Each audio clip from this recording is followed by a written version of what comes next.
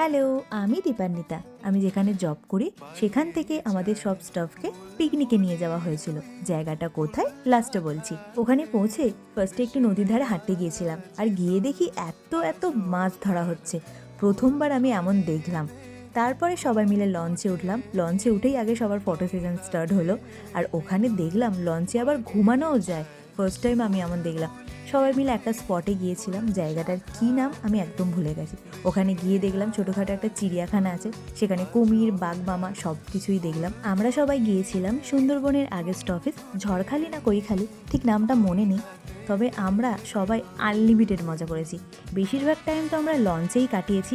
ওখানেতেই নাচ গান গেম খেলা, উফ দারুণ মজা করেছি। টোটাল অ্যারেঞ্জমেন্টটা আমাদের স্যারই করেছিল। খাওয়া দাওয়াটা ছিল খুব ভালো, আর ওই জায়গাটা এত শান্ত নিরিবিলি না, আমার খুব ভালো লেগেছে।